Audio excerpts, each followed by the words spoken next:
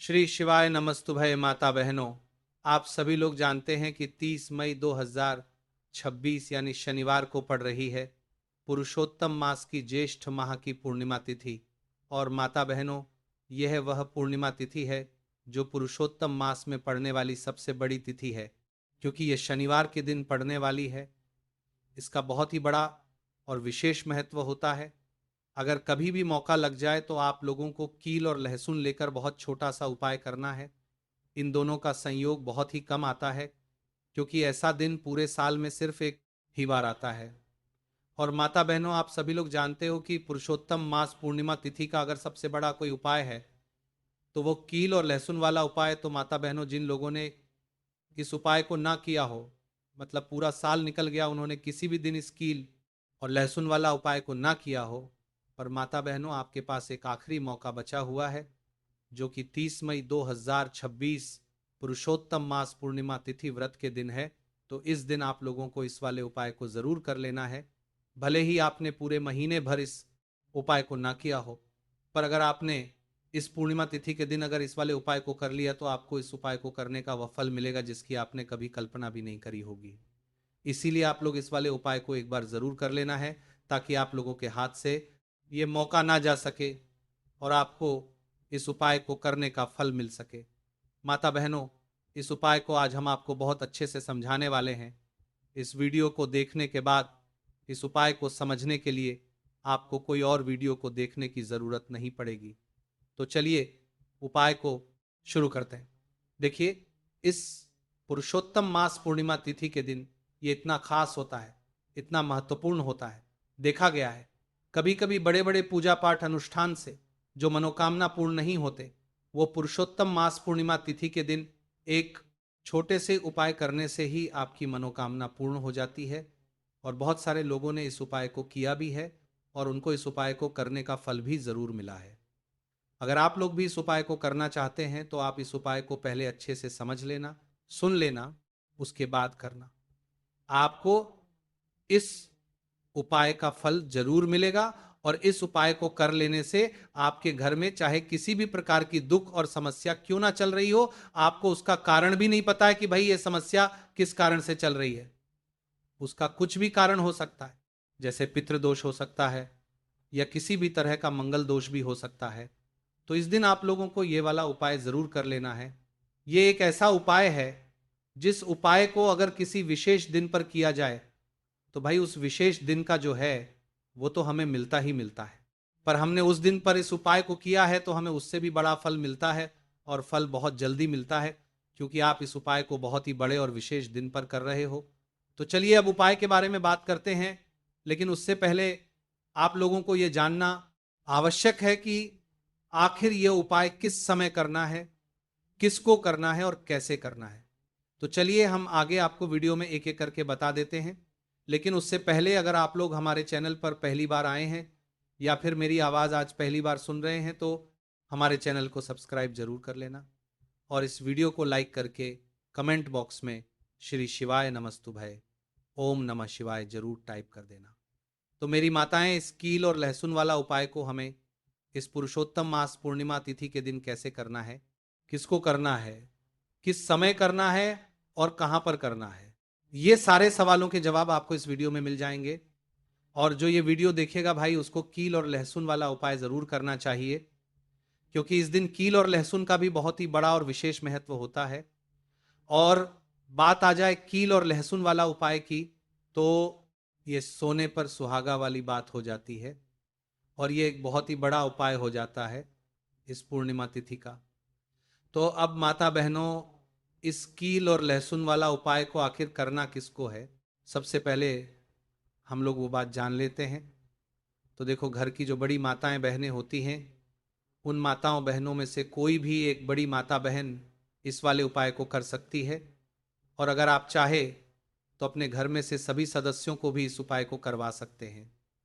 अगर किसी व्यक्ति की खुद की कोई मनोकामना है, खुद की कोई दुख और परेशानी है जो कि वह अपने लिए ही करना चाहता है, इस वाले उपाय को तो वह खुद अपने लिए भी कर सकता है।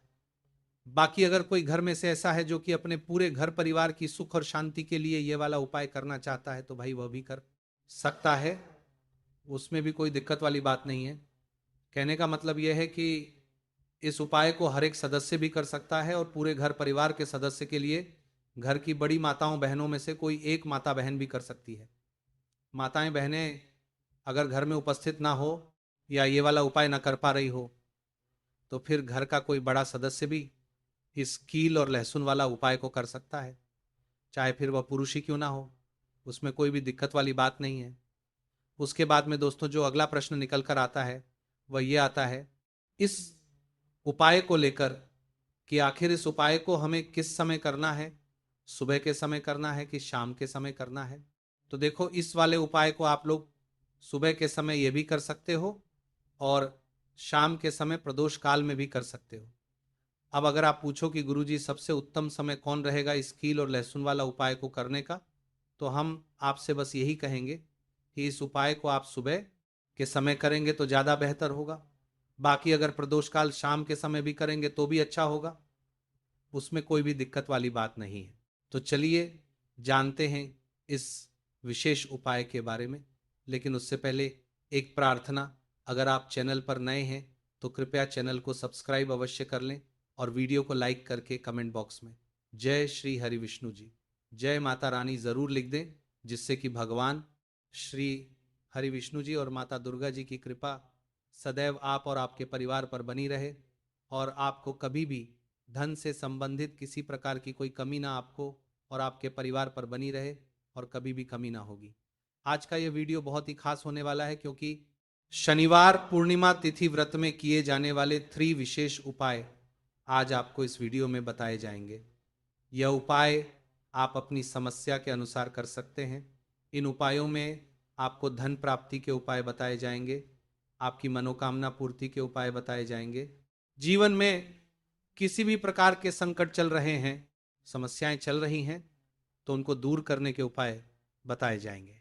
चलिए जानते हैं सबसे पहले और सबसे खास उपाय के बारे में। तो आज की वीडियो में ऐसा उपाय आपके लिए लेकर आए हैं जिससे आपके लाख या करोड़ों शत्रु भी परास्त हो जाएंगे और कभी भी लौटकर आपके जीवन में शत्रु नहीं आएंगे। अगर आप लहसुन में एक कील गाड़कर इसे फेंक देते हैं तो कील और लहसुन से अब आपके शत्रुओं की छुट्टी हो जाएगी और शत्रु जो है वह हाथ जोड़कर माफी मांगेंगे। मतलब सोचेंगे कि उन्होंने आपसे शत्रुता करने के बारे में क्यों सोचा और उन्होंने आपसे शत्रुता क्यों की। अब देखिए, अगर गुप्त शत्रु भी हैं, क्योंकि देखिए गुप्त शत्रु जिन लोगों के होते हैं वो भी व्यक्ति को बहुत परेशान करते हैं, तब भी आप देखेंगे कि आपके जो गुप्त शत्रु हैं वो भी परास्त हो जाएंगे और सामने से जो आप पर वार कर रहे हैं उनकी भी आपके जीवन से छुट्टी हो जाएगी। कभी आपसे शत्रुता नहीं करेंगे। या मान लीजिए आपको पता ही नहीं है कि आपके शत्रु कितने हैं या कौन आपका शत्रु है, क्योंकि कभी कभी शत्रु जो है वो मित्र के रूप में भी आ जाता है, मतलब हमारा मित्र बनकर हमारे जीवन में आता है, जिन्हें पहचानना बहुत मुश्किल है। मान लीजिए आपको आपके शत्रु का नाम नहीं पता, ये भी नहीं पता कि शत्रु कितने हैं, ये भी नहीं पता कि शत्रु ताकतवर है और किस तरह से आपको कितना नुकसान कर रहा है, तब भी आप इस उपाय को करिए। क्योंकि अगर पावरफुल भी शत्रु है, बहुत ताकतवर है ना, या बहुत कुछ आपके ऊपर करा रखा है या कराने के बारे में सोच रहा है, समझ लीजिए कि उसका सभी कुछ किया कराया इस उपाय को करने से तुरंत दूर होगा। तो शत्रु ने चाहे बंधनवार आपकी बुद्धि का करवा दिया हो, आपकी दुकान का करा दिया हो, आपके बिजनेस का करा दिया हो, वो भी खुल जाएगा। और आप विश्वास मानिए कि आपके जीवन में जो दुख और कष्ट आ रहे हैं ना, उनसे आपको हमेशा के लिए छुट्टी मिल जाएगी। मतलब कभी भी आपके घर में फिर दुर्घटनाएं नहीं होंगी, कर्जे जैसी समस्याएं नहीं बढ़गी और लड़ाई झगड़ा भी बिल्कुल आपके घर से, आपके जीवन से दूर हो जाएगा। देखिए होता क्या है, कभी कभी शत्रु इस तरह का किया कराया करवाते हैं कि घर के जो सदस्य हैं वो आपस में ही लड़ना शुरू कर देते हैं। क्योंकि जब घर में जो सदस्य हैं वो आपस में लड़ाई झगड़ा करते हैं, घर में क्लेश होता है, तो ऐसे घर में धन से जुड़ी समस्याएं भी आती हैं। उस घर में लक्ष्मी नहीं रुकती जिस घर में लोग लड़ाई झगड़ा करते हैं आपस में। इसीलिए शत्रु ज्यादातर लड़ाई झगड़ा करवा देते हैं। दूसरी चीज की जो व्यापारी होते हैं, जिनका अपना बिजनेस है, दुकान है, शॉप है ना, और सामने दूसरे व्यक्ति की शॉप है, दूसरे व्यक्ति का व्यापार है। अब मान लीजिए आपका व्यापार तो बहुत अच्छे से चल रहा है और उस व्यक्ति का नहीं चल रहा, वो ये देखकर ही जलने लगते हैं। देखकर दुश्मनी करने लगते हैं कि इनका काम, इनका व्यापार बहुत अच्छा चल रहा है और मैं यहाँ कुछ नहीं कर पा रहा हूँ। तो वो देखिए, जब कुछ नहीं कर पाते हैं तो शत्रुता निकालने लगते हैं, शत्रुता निभाने लगते हैं, और ईर्ष्या की भावना मन में इस तरह से उनके उत्पन्न होती है कि कभी कभी इसका रूप जो है वह बड़ा हो जाता है। मतलब व्यक्ति हर वो बुरा काम करता है जिससे कि सामने वाला व्यक्ति जो है वो पूरी तरह बर्बाद हो जाए। तो ऐसे शत्रुओं से आपको हमेशा बचकर रहने की जरूरत है और इस छोटे से उपाय को करने की आवश्यकता है। तो उपाय करिए और देखिए कि आपके शत्रुओं कैसे परास्त होते हैं और कैसे आपके जीवन से निकलते हैं। तो चलिए जल्दी से बात कर लेते हैं उपाय की, किस तरह से लहसुन में आपको कील गाड़नी है और इस लहसुन को कहाँ फेंकना है और इस उपाय को किस दिन करना है, किस समय करना है।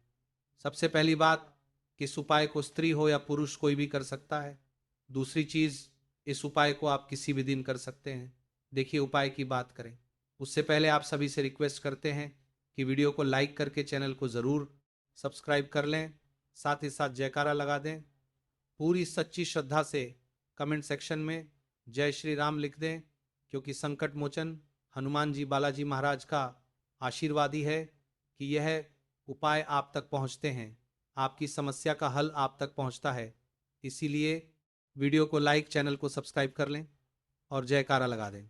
तो देखिए सबसे पहले आपको क्या करना है, एक साबुत लहसुन लेनी है, लहसुन साबुत लेनी है, कटी हुई लहसुन यहाँ पर आपको नहीं लेनी है, बिल्कुल साबुत लहसुन।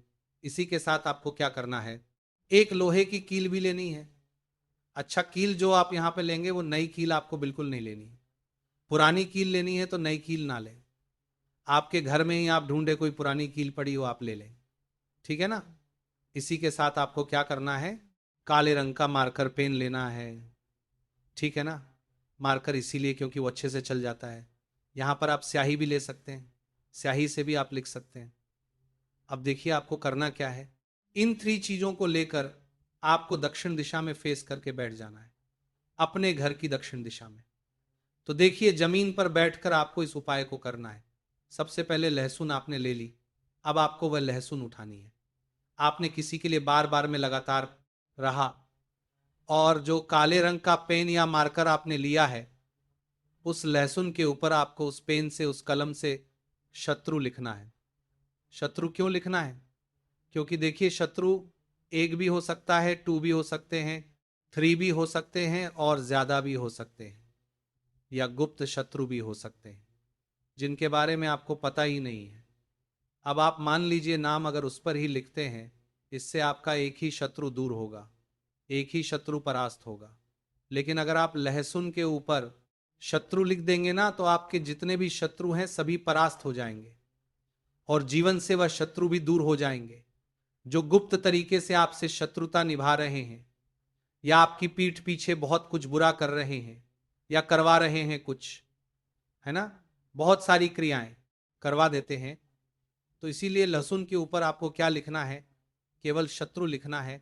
किससे लिखना है, जो काले रंग का पेन या मार्कर आपने लिया, जहां जहां आपने शत्रु लिखा है बिल्कुल उसके नीचे आपको, लहसुन पर जहां आपने नाम लिखा है बिल्कुल उसके नीचे आपको एक क्रॉस का, कटस का निशान लगाना है, ठीक है ना, क्रॉस का, कटस का। तो देखिए सबसे पहले आपने लहसुन पर नाम लिख लिया, उसके बाद आपने ग्वेन क्रॉस का निशान लगा दिया, जैसे कि हम एक्स बनाते हैं, है ना, ABCD में जो एक्स बनाते हैं उस तरह से आपको एक्स का निशान लगा देना है।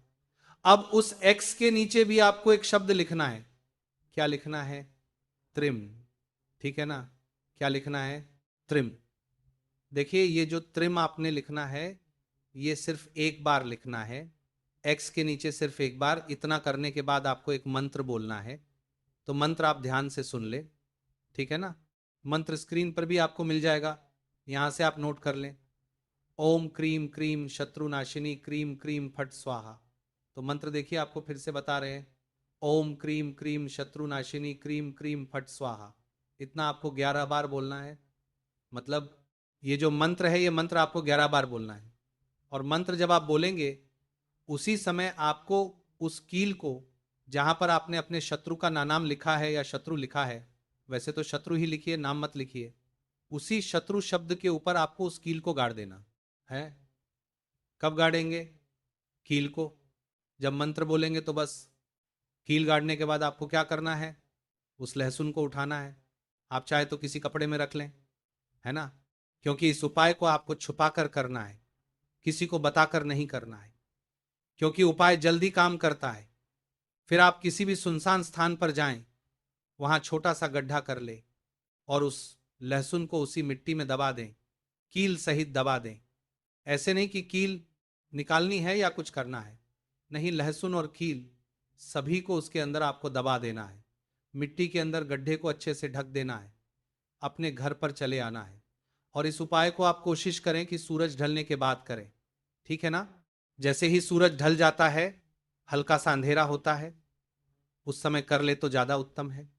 दूसरी चीज, स्त्री हो या पुरुष, कोई भी इस उपाय को कर सकते हैं, किसी भी दिन कर सकते हैं। गुप्त शत्रु हो, सामने से शत्रु हो, सभी के लिए कर सकते हैं। ऐसा समझ लीजिए कि शत्रु जो है ना, ये माफी मांगने के लिए मजबूर हो जाएंगे, कभी शत्रुता आपसे नहीं करेंगे। इतना चूक उपाय है, तो बहुत अच्छे से उपाय आपको बताने का प्रयास किया है। उपाय थोड़ा कठिन है, अगर कुछ ऐसा जो आपको नहीं समझ आया हो, कुछ पूछना हो तो कमेंट सेक्शन में आप पूछ सकते हैं। तो चलिए बात कर लेते हैं अब अपने ऐसे उपाय की जो आपकी मनोकामना को भी पूरा करेगा और आपके घर में हमेशा सफलता, धन की वृद्धि, सुख, समृद्धि बढ़ती चली जाएगी। अब देखिए, पीपल का जो पेड़ होता है, इसमें मां लक्ष्मी और श्री हरि विष्णु का वास होता है। तो आपको क्या करना है? पुरुषोत्तम पूर्णिमा की शाम में, यानी सूर्य अस्त हो जाता है, उस समय एक दीपक घी का श्री हरि विष्णु और मां लक्ष्मी के नाम का जरूर लगाकर आना है। कभी आपके घर में निर्धनता नहीं छाएगी, धन से जुड़ी समस्याएं नहीं आएंगी, क्योंकि स्वयं मां लक्ष्मी आकर ऐसे घर में वास करती है जो पीपल के पेड़ का पूजन कर लेते हैं। विशेषकर पुरुषोत्तम पूर्णिमा व्रत के दिन एक दीपक पीपल के पेड़ में जाकर लगा देते हैं। अब जिन लोगों के घर के आसपास पीपल का पेड़ नहीं है, वो क्या करेंगे? तो देखिए, आप अपने घर के ईशान कोण में घी का दीपक जरूर लगाएं, क्योंकि यह वो दिशा है जहां मां लक्ष्मी का वास होता है, कुबेर भगवान का वास होता है, श्री गणेश का वास होता है। तो चलिए अब बात कर लेते हैं अब अपने तीसरे बहुत ही छोटे से उपाय की, जिस उपाय को करने से कभी आपके घर में बुरी शक्तियां, नेगेटिव एनर्जी, नज़र, दोष कभी प्रवेश नहीं करती। तो करना क्या है आपको इस दिन?